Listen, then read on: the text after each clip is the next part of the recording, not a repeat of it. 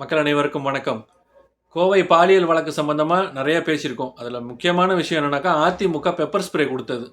இதை எல்லாரும் வலைதளத்தில் எப்படியெல்லாம் கழுவி ஊற்றுனாங்கங்கிறத நான் சொல்ல தேவையில்ல, உங்களுக்கே தெரியும். பொள்ளாச்சி வழக்கில் நடக்காததா அப்படின்னு மக்கள் கேட்டாங்க. இப்போ முக்கியமான ஒரு நபர் இதை பற்றி ஒரு கருத்து சொல்லியிருக்காங்க. அது என்னென்னு பார்த்துட்டு வாங்க.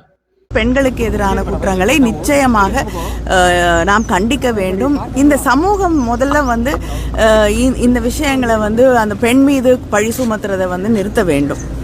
முதலமைச்சர் அவர்கள் உடனடியாக நடவடிக்கை எடுத்திருக்கிறார்கள்.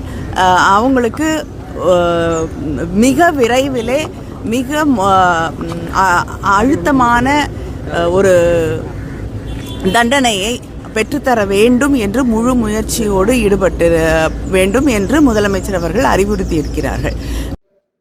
இப்போ அக்கா கனிமொழி சொல்ற மாதிரி அந்த பெண்ணுக்கு நியாயமான ஒரு தீர்ப்பு கிடைக்கணுமா, அதுக்கு முதல்வர் உத்தரவிட்டிருக்காராம். முதல்வர் உத்தரவிட்டது என்னன்னு தெரியுமா? 30 நாட்களுக்குள் இந்த வழக்கை விசாரித்து தீர்ப்பு சொல்லணும் அப்படின்னு சொல்லியிருக்காங்க.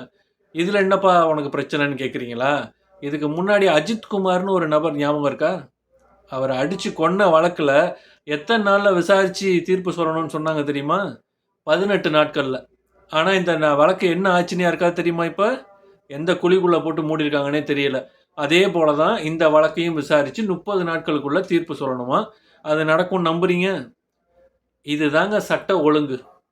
இந்த மாதிரி இருந்தால் நாளைக்கு பெண்களோட பாதுகாப்பு மிக சிறப்பாக இருக்கும். அவங்களுக்கே எல்லாரும் ஓட்டை போடுங்க. அது முக்கியமாக பெண் பிள்ளைகளை பெற்றவங்கெல்லாம் மறக்காமல் அவங்களுக்கே ஓட்டு போடுங்க. சமூகம் நல்லா இருக்கும்.